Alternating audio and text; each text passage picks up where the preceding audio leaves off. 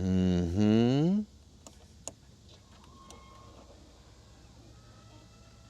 How cool is that, huh? Pretty cool. Let us examine the car behind the electric door.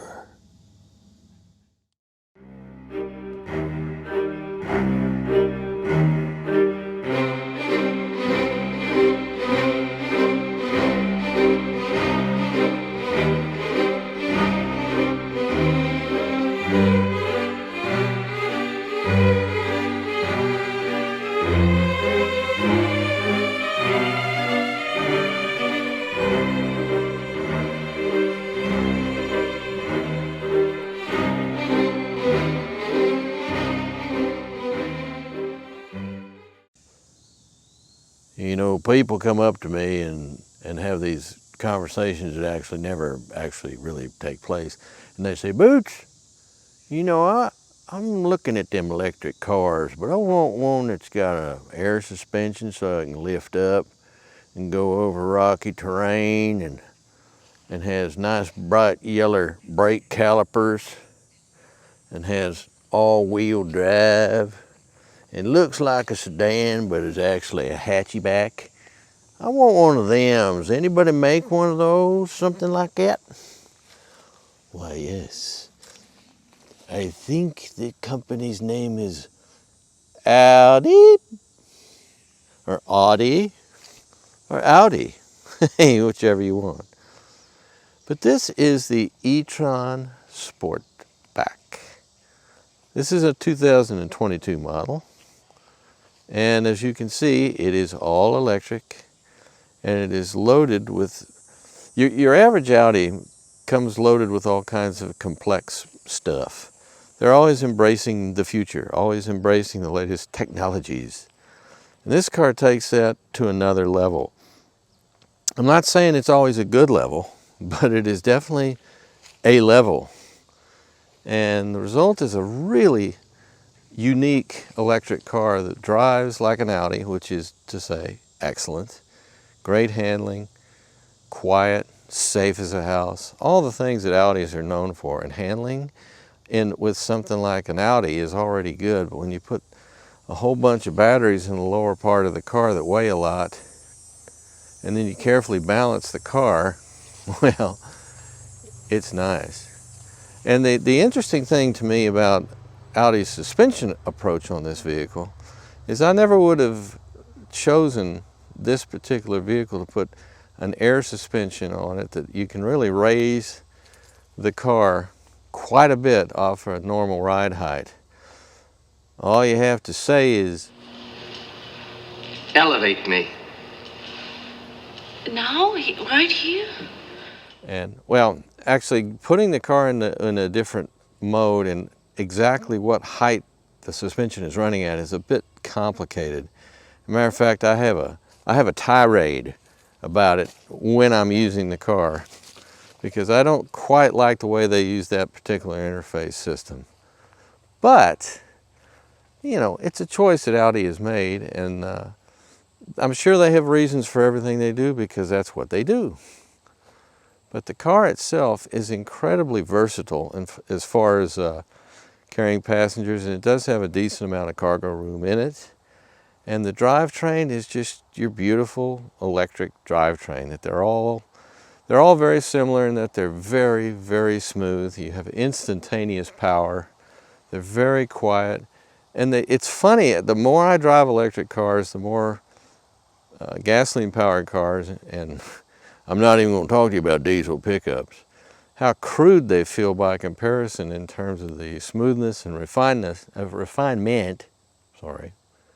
of the drivetrain, because they are really something special and a whole different feeling than what we had for, well, a century or more. But like everything else, there are limitations to this, and we'll deal with them, we'll talk about them.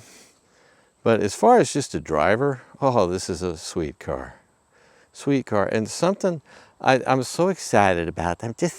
I'm all aflutter about one feature of this particular electric vehicle that I just wish they all had. Now, you may have seen earlier where the receptacle area where you actually plug in to charge the vehicle is on the side. But the beauty of this, not only is it cool because it's electric, and in my opinion, kind of a waste of electricity. It's not really necessary, but it is cool.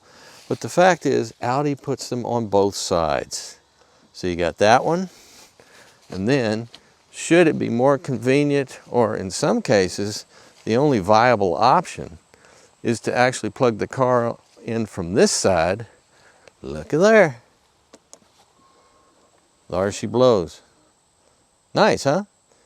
They actually thought this out. Now, I don't know how much more of a pain it is for them to do that, to put one on each side of the car.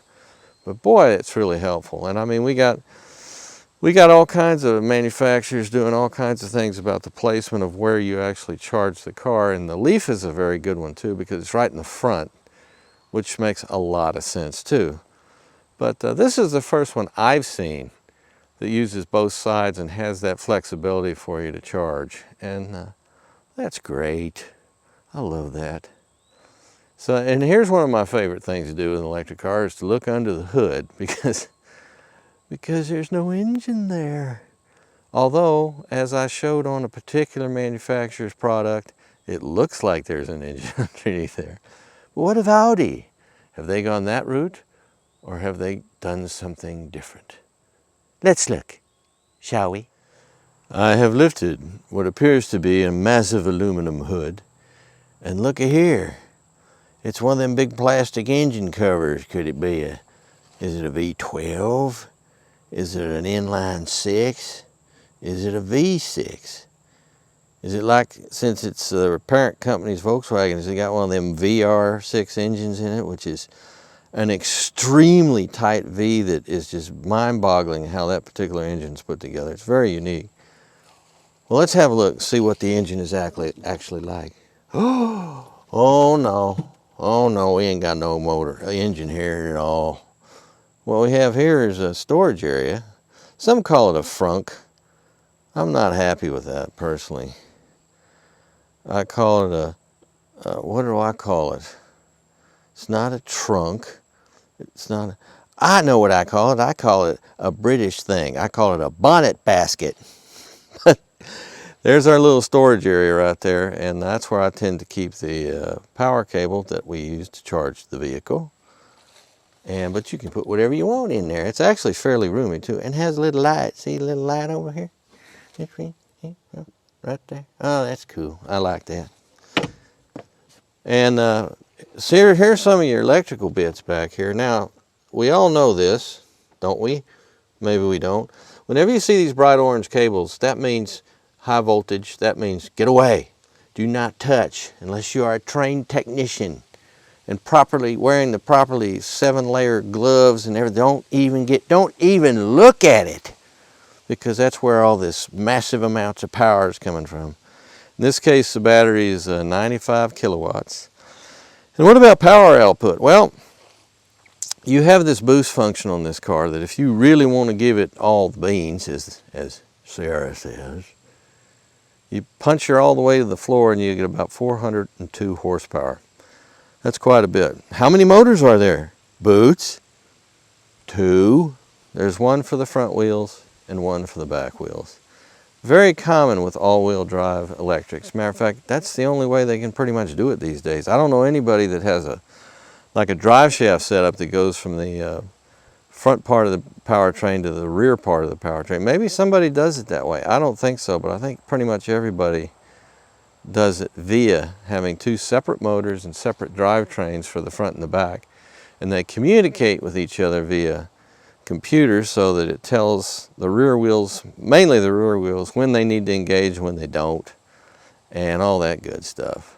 And it also is dependent upon what drive mode you're in, because this does have an all-road and then an off-road drive mode, which incidentally is also tied into your air suspension, which I have a fit about later in this this particular video.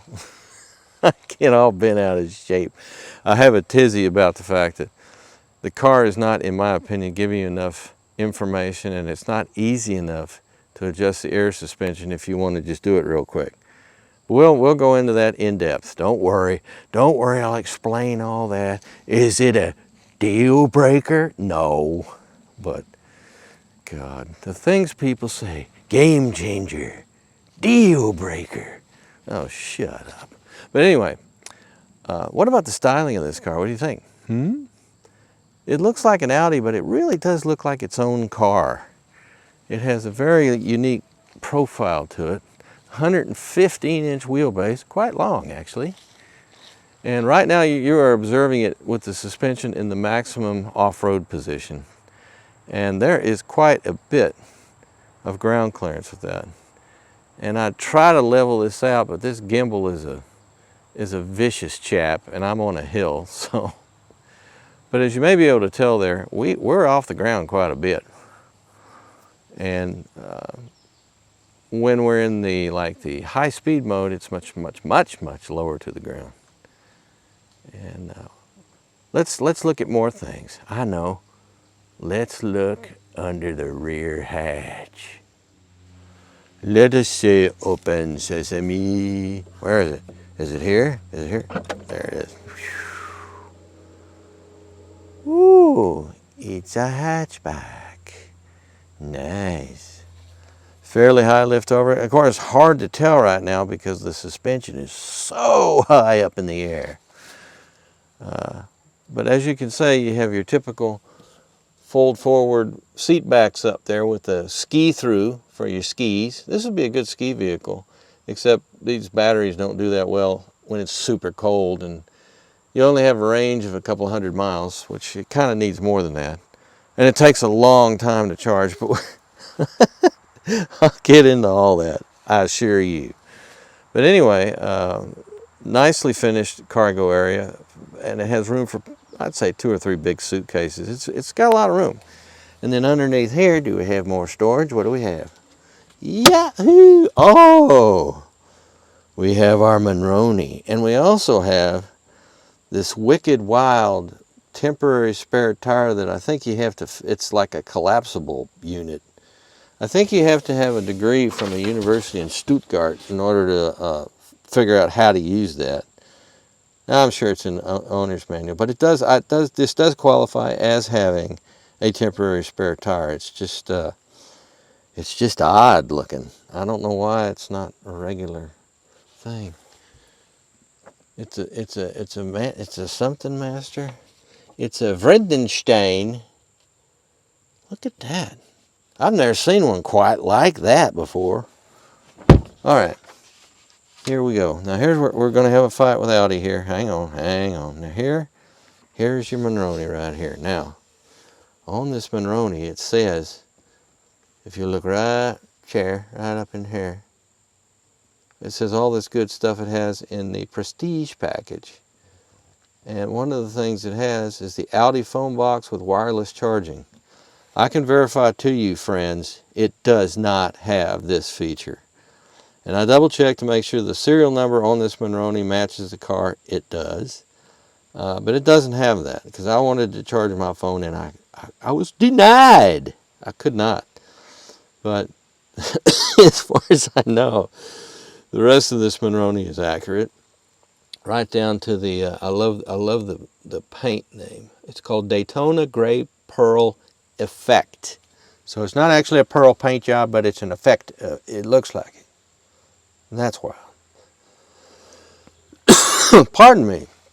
So, if you will see, our bottom line here is $88,765. And of course, being a full electric in what state you live in, there may be discounts available that'll knock that down a bit. It's a lot of money. I mean, gee, you could buy a pickup truck for that. But it feels like a luxury car, and it is. So the price point is not exactly crazy. Especially given the fact that you'll never spend a cent for gas for this thing. Well, unless of course you have a lawnmower and you got to put the gas can in the back of it and fill it up, and then you'll get gas. That's always fun, going to the gas station with an electric car and doing that. I do that. That's something I do. But anyway, Versatility, huh? You got your little wagon part of the car right back there. And yet in some ways, it looks and feels like it's a sedan, but it's not. Wow, join me in the virtual realm. We are now no longer in the real realm, we're in the virtual, which means that our particular instrument cluster is in fact completely generated on a screen to appear analog, and yet it is not. This is Audi's, what do they call this thing? They call this the Audi Virtual Cockpit. Neat, huh? So we have a number of choices, well, 3 choices with this particular cockpit to fine-tune its appearance for your viewing pleasure. So first thing we can do is I've turned on the, if you can see it, I've turned on the heads-up display, and being a person who finds heads-up displays despicable, or just I don't like them, so I'm going to turn that off because I don't like it. Hang on one second here. Heads-up display. Bing. There, gone. All right. Now, in our virtual display realm over here, if you come over here to our main display screen, and like I say, with a full virtual cockpit the way this thing is, you don't really have any buttons or knobs for the most part. There is one that can be used with the radio, but it's kind of off in the corner, and you may not even know it's there if you're not careful. There's a bunch of other ways to do things that do not require. But anyway, virtual cockpit. So what you're seeing is 3 available themes. And at the moment, we're on the classic theme because I'm a classic kind of guy. I like it. But let's look at the other ones and see what your options are here. The sport version is this. Oh yes, change now. Sorry, it's waiting. There, we have a little bit different display. It's not dramatically different from the classic, but as you can see, there's a variety of information available to you, and always pretty much up in the upper left is the range you have left on your battery. The charge on the battery right now is real close to 100%. So that's pretty much a good round number to remember with this car as far as what its range is, around 220 miles, and that's normal temperature, nothing real taxing like you have to go up mountain passes and that kind of thing. That's you're going to get around town, general driving, you're going to get roughly 220 miles before your battery is completely exhausted. So then we move to the e-tron. E-tron, I am e-tron. And this is an interesting one because it gives more prominence to things like traffic signs to tell you the speed limit and all that kind of thing. But as you can see, the range, where is it? Right up top, 217 miles. And the actual gauge that tells you the amount of charge you have on your battery is much larger. So this is something you can play around with to get really comfortable with whatever you need in terms of information. The particular things you want to know most of the time, you can pretty much dial in with these 3 different scenarios of gauge display to suit your particular needs and desires. So what else do we have here? Well, over here we got our usual. There's your map situation, which is a 3D affair, very, very nice. You have your various tunage, which here's your radio, and here is your when you have a device connected.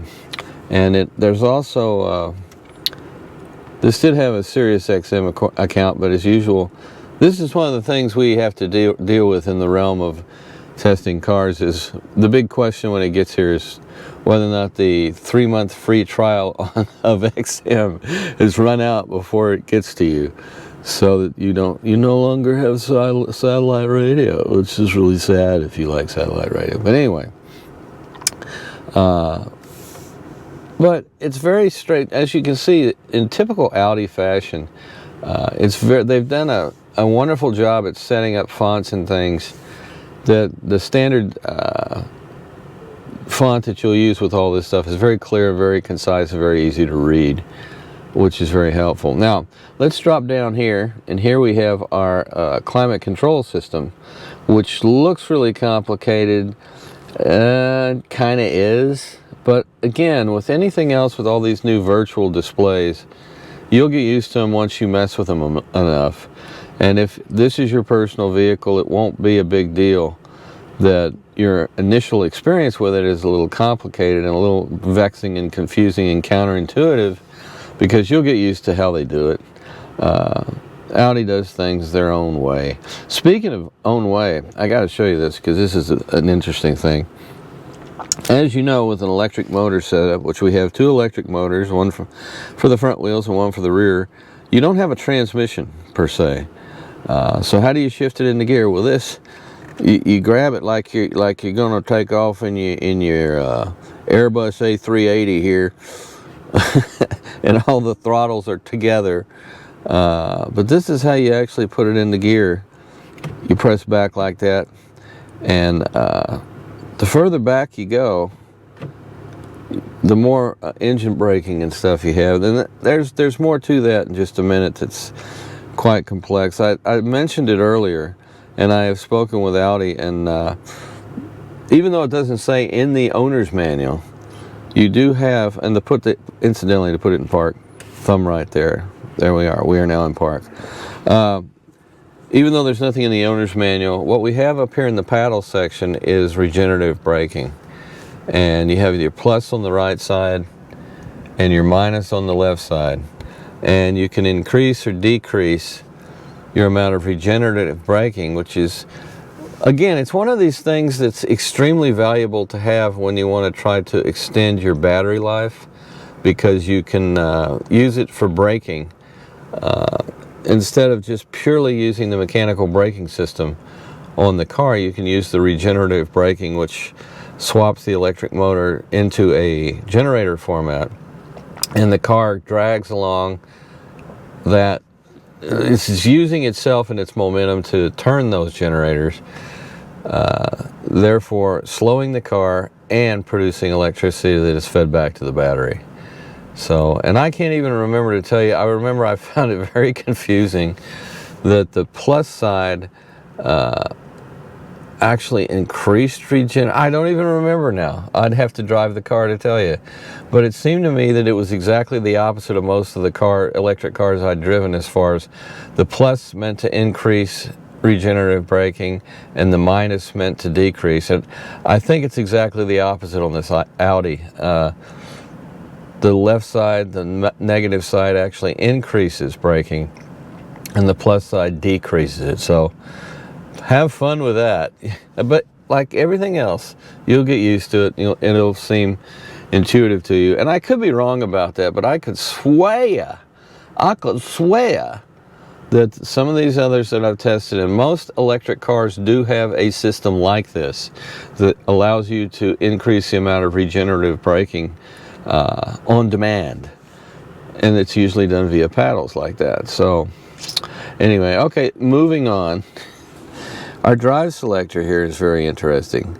If we hit this, and you do have haptic feedback, by the way, look at all the settings you have. My God, off-road, all-road, efficiency, comfort, auto, dynamic, and individual. So you have all these different settings. Now, if you look over to the right, see this flashing? It's changing the ride height depending on what my drive system is set to. Now, normally in a situation like this, I like, and you do have, a degree of manual control over what your ride height is going to be.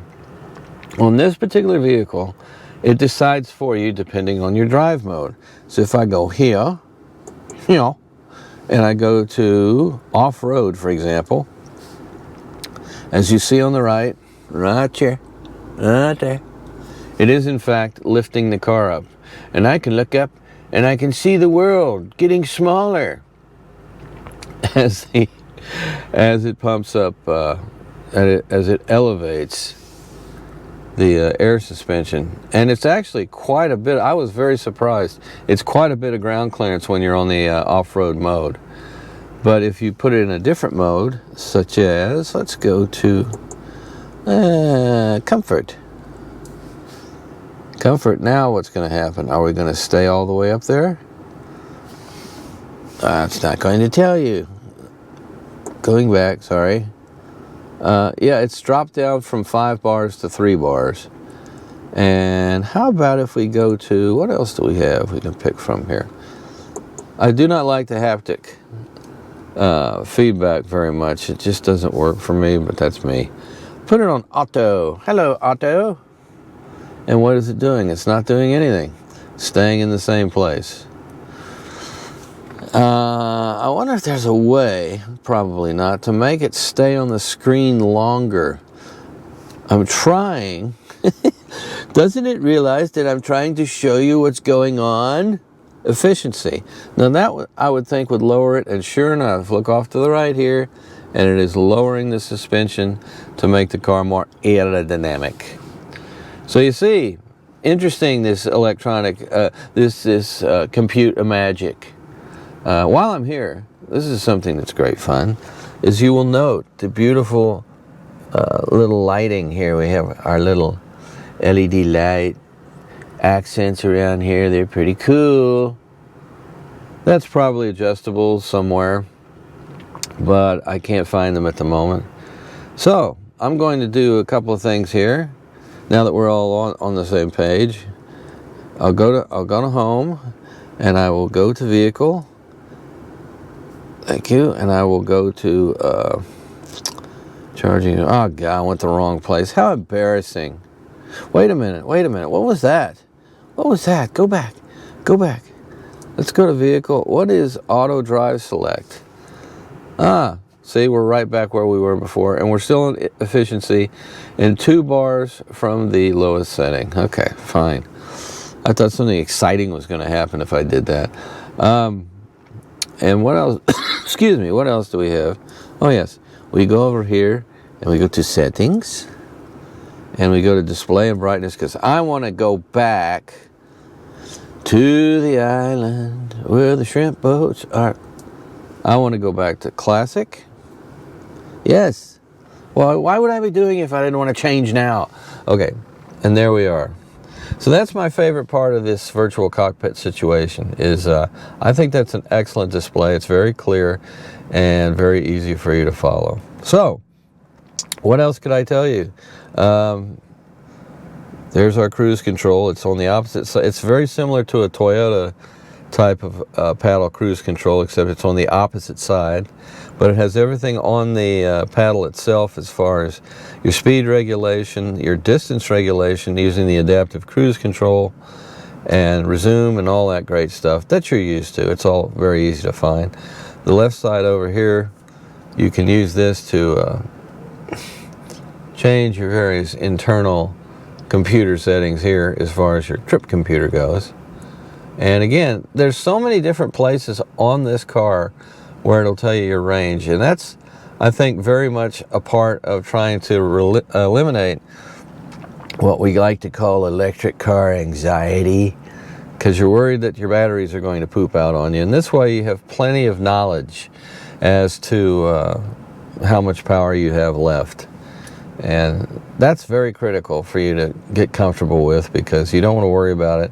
And in time, I mean, initially when you first get an electric car, you worry about it. But it's like everything else. Once you get used to it, you become more comfortable with it and more confident in it. And you have, it's very important with electrics to have some kind of a routine situation. I mean, most people, when you think about it, they go and get gas at the same place most of the time. So when they're starting to run low on gas, they know their relationship to their regular gas station. They also know where other gas stations are. It's the same thing with an electric situation. The big difference is you will not be at that charging station for 4 minutes. You will likely be there much longer, depending on what type of juice they have, or phase 1, phase 2, phase 3, and all that stuff. And as I mentioned before, Audi's nice enough to let you know that if you have a phase 2 or whatever it's called, it's the second charge level, which is 220 volts as opposed to 110 or so, or 120 and 240, depending on where you live. That will take you from a very low state of charge to full power. It will take you 10 hours. That's a lot. However, you just work it into your lifestyle, and that's the thing. And in return, you get this beautifully smooth running, fast. It's just, they're so pleasant to drive, electrics. They just, if you've never done it, if you've never driven an electric car, they really are fun because they are so much more quiet. And my big beef about how the manufacturers have done so many of these electric cars is they make them too complicated. They add so much stuff to be futuristic rather than, you could make, and there have been a few, I think, what was it that I tested? It was the Hyundai, one of the Hyundais that basically took a normal car and instead of an engine you had an electric motor. And you didn't have to adapt yourself to the car near as much as you do with a lot of these others. This Audi included, except for the fact that, I got news for you folks, all Audis are rather complex if you're not used to them. So anyway, that's the interior cockpit area for your viewing pleasure. Thank you for your attention. It's Valcona Milano leather seats, and it's a real interesting leather because it feels really extra. I don't know how to describe it other than it has a different texture than most leathers do. It feels really, really durable. And the seating is, of course, extremely comfortable. And we'll jump in the back seat here in just a second, but these are nice seats. And I was fascinated when I first got in them because they really do feel different, but it's a good different. It's like a very unique, if I may say, texture that I find very appealing for some reason. I think it just works great, and I would be very, very surprised if these seats didn't last and last and last and last, even if you're pretty rambunctious and you got rambunctious dogs, rambunctious children. I think they're pretty durable and they'd hold up to just about anything you could throw at them, reasonably, of course. And as pointed out earlier, they're heated and they're cooled, which is great. Let's look out back, shall we? Wow, there's room with a view. And you know how much I love these. Aren't those great? I love having shades in the back. Oh, the engine just turned off because I got out and I had a really neat display right there. Right there. And unless I put someone in the front seat, I think that's going to keep happening. So I'll just have to tell you, and you'll just have to trust me, right here, right in this area here, is a really, really nice ventilation air conditioning display, which gives the people in the back seat the option of adjusting their own ventilation to make themselves as comfortable as possible. Room-wise, it's very good. For a car that's not enormous, it has good room, good headroom. It has excellent map lights. Look at that, LED. And I believe this is your same Milano upholstery. And the footroom is excellent. And unlike most Audis, almost all Audis that have an enormous rear drive shaft tunnel, there's your nice flat floor, huh? So plenty of room. You could get 3 people in here, no problem. The rake of the seats is extremely accommodating, at least for me.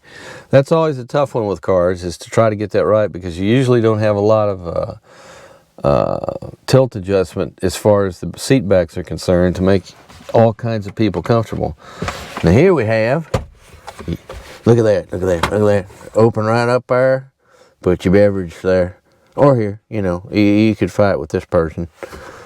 And it's very comfortable. It's in a very comfortable height. It's not too high, not too low. Thought out, well done. And here we have your up. There's a ski through here, I think. Maybe not. Maybe I lied about the ski through. I think I mentioned the ski through, and there's no ski. Oh, yes, there is. Hello, cargo area.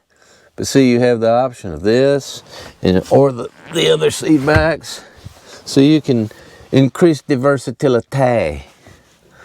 And this being an Audi, it's built like a tank. So that if see we're about to hit this tree in front of us, if we were to slam into this tree, you here in the back seat, you probably wouldn't even know it happened. I mean, you got your typical Audi construction and your crumple zones and everything else. And all in all, you're safe, you're comfortable. This would be a great, if you actually have people, creatures, a valuable book collection that you care about, they're going to be very safe in the back seat of this car. It's really nice and really comfortable. And Audi, of course, that's the way they do this stuff, especially with their larger cars. They make them comfortable like this. Well, look at this. Now, if you didn't know this electric car, you would look at this incredibly flat underdeck here and say to yourself, wow, that sure looks like an electric car. But it is. It's completely flat, sealed in sort of thing. One of my favorite things about electric cars is that it's not only aerodynamic, but it also helps protect it. And here we have your air suspension on the rear, and we also have all your aluminum parts. And look at here, you got this little, that's plastic of some sort of polymer to protect that lower control arm, I guess. Well, that's interesting. I approve. But all this, somewhere beneath all this cladding, you have your rear electric motor. And like I said, can you get any flatter and more? I just love that. I mean, because I'm not recommending you go run over rocks with it, but man, it does help protect everything, because underneath that is a huge 95 kilowatt battery array. But anyway, that's one of my favorite things about these electrics, is man, they are tidy underneath.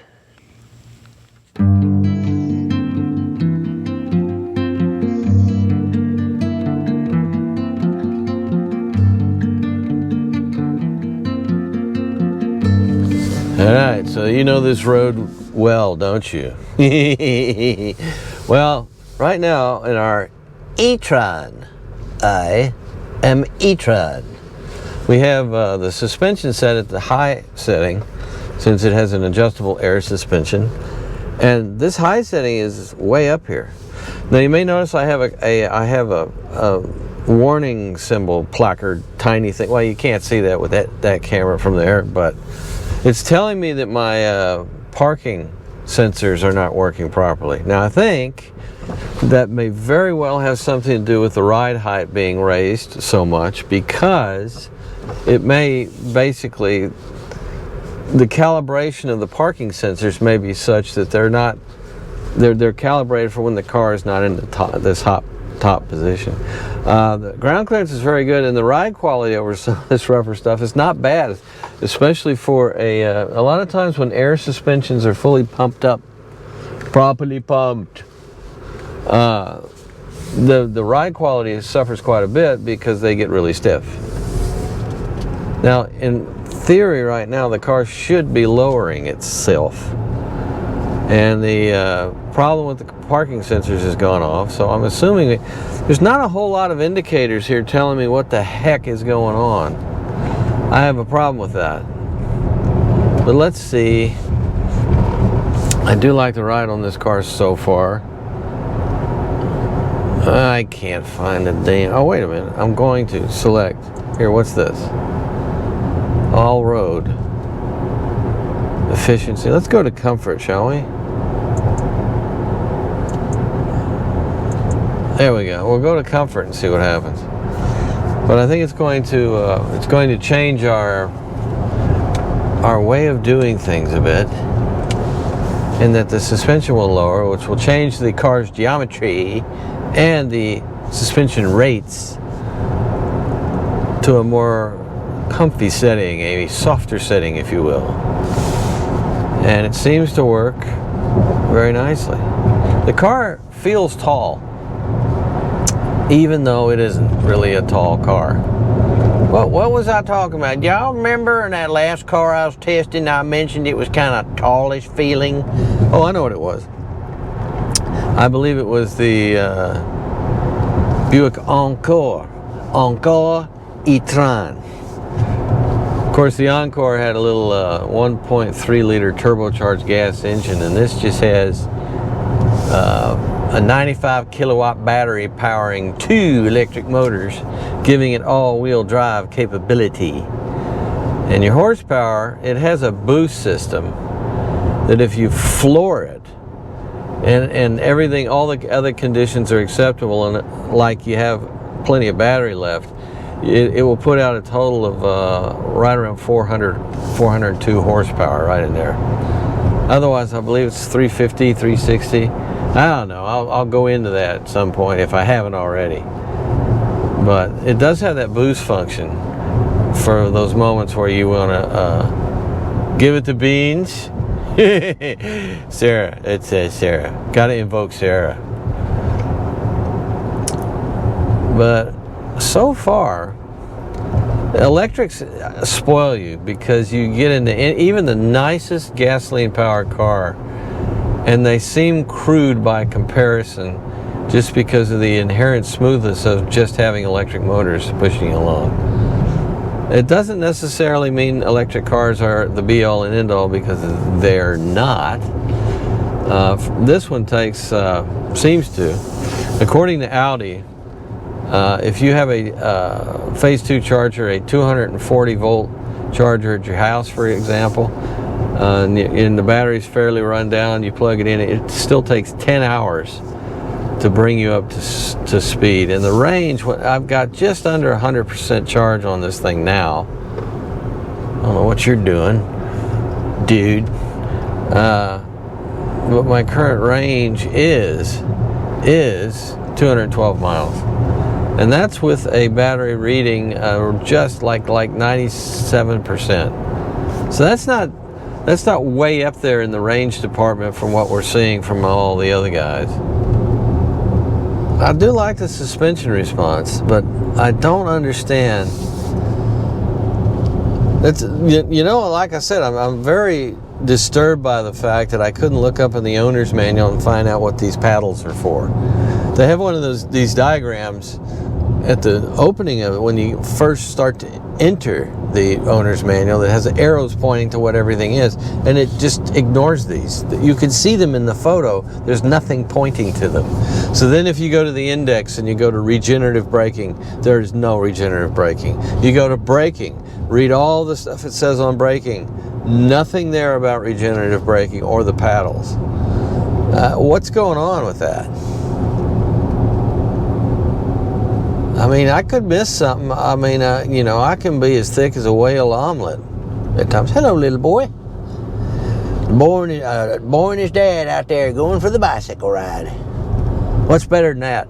Nothing. But anyway, I don't get it. I mean, I will admit the fact, maybe. Yeah, I'll make a video about it if I'm wrong about it. I just couldn't find. No, it's not here. There is no indication, and I tried to use the help system here, and it just looked at me. It basically says, "You're stupid. You are stupid. You don't have a clue what you're doing." Well, could be. I'm the first one to admit that, but it seems to me, as an Audi owner, I should be able to look up in the owner's manual what the heck the car is doing. And this comes from somebody who's really enjoying this car. I mean, I think it's magnificent. Electrics are this is the electrics that are in the future, and I'm going to keep saying this because I'm probably wrong about it too. But I think hydrogen-powered cars are going to be the answer. Because all these gas stations, we can easily swap over to carry hydrogen. Once we figure out green ways to make hydrogen, and we'll be able to just change the gas stations. Instead of holding petroleum, they're going to be holding hydrogen. And then you'll be able to drive your car like a normal person. Because apparently in these United States, we don't understand this word train. It's like we can't do that. Its handles great, but leans a lot. And I figure the reason it's doing that, well, I wonder what happens if I put the drive mode here and I go into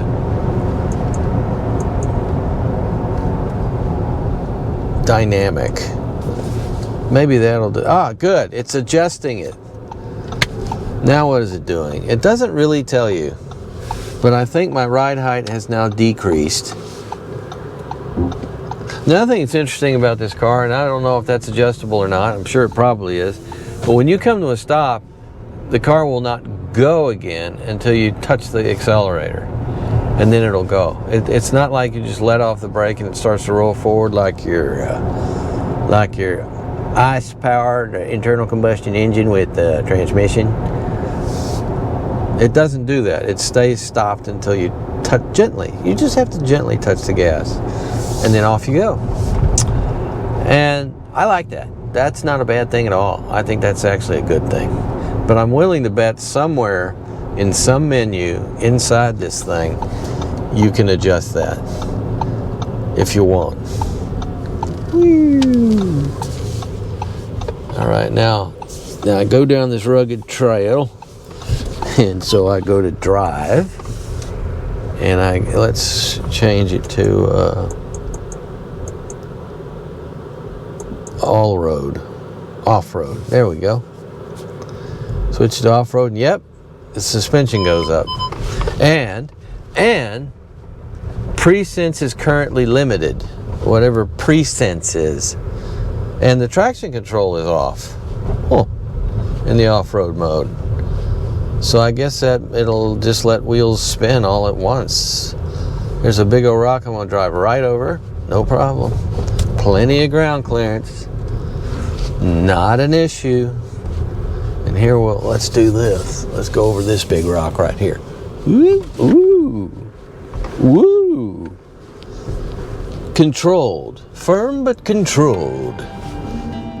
I am e-tron. Thank you for enjoying this example of piston-free existence. Stay safe out there, everybody.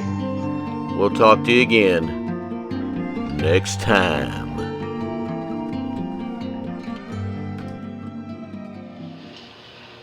Elevate me. Now? Right here? Yes. Raise the platform. Oh, the platform. Oh, that. Yeah, yes. Geistenheit empiri, Gesalke wollen, es empfiehlt ein